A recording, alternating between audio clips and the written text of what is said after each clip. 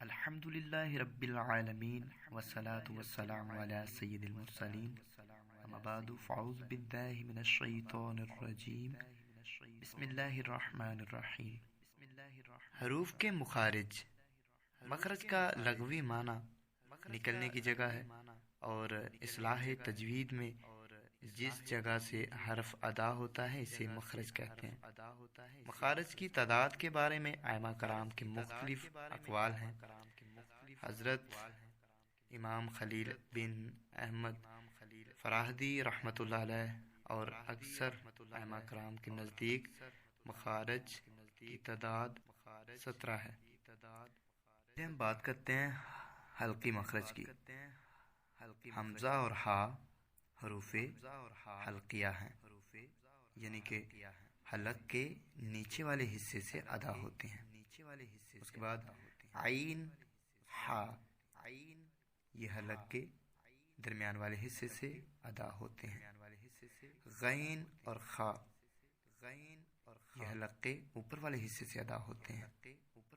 اس کے بعد لسانی مخارج، قاف حروف لہویہ زبان کی جڑ اور تالو کے نرم حصے سے ادا ہوتا ہے، اور کاف زبان کی جڑ اور تالو کے سخت حصے سے ادا ہوتا ہے۔ جیم، شین، یا حروف شجریہ زبان کے درمیان اور تالو کے درمیان سے ادا ہوتے ہیں۔ اور اس کے بعد دود حرف حافیہ زبان کی کروٹ اور اوپر کی داڑھوں کی جڑ سے ادا ہوتا ہے۔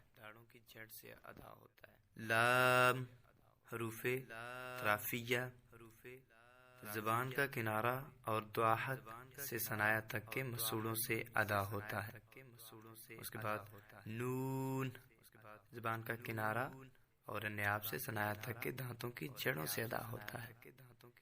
اس کے بعد را زبان کی نوک اور مقابل کے تالو سے ادا ہوتا ہے۔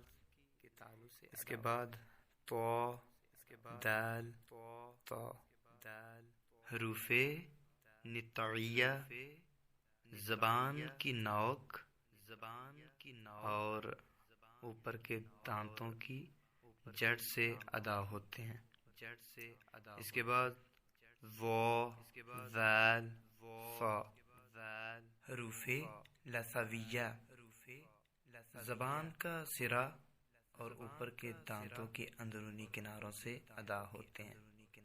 صاد، ز، سین حروف صفیریہ یعنی کہ سیٹی والے حروف زبان کی نوک اور دونوں دانتوں کے اندرونی کناروں سے ادا ہوتے ہیں۔ شفوی مخارج، فا حروف شفویہ اوپر کے دانتوں کے کنارے اور نچلے ہونٹ کے تر حصے سے ادا ہوتا ہے۔ اس کے بعد با، میم، واو با دونوں ہونٹوں کے تر حصے سے، میم دونوں ہونٹوں کے خشک حصے سے، اور واو دونوں ہونٹوں کی گولائی سے ادا ہوتا ہے۔ جوفی مخرج حروف مدہ الف، واو، یا جوف دہن یعنی منہ کا خلا۔ اس کے بعد خیشوم ناک کا بانسا، یہ غنہ کا مخرج ہے۔ یہ دانتوں کا نقشہ ہے، آپ اسے مزید سمجھیے گا۔ انشاءاللہ ہم پورے سبق کی ویڈیو لے کے آنے والے ہیں۔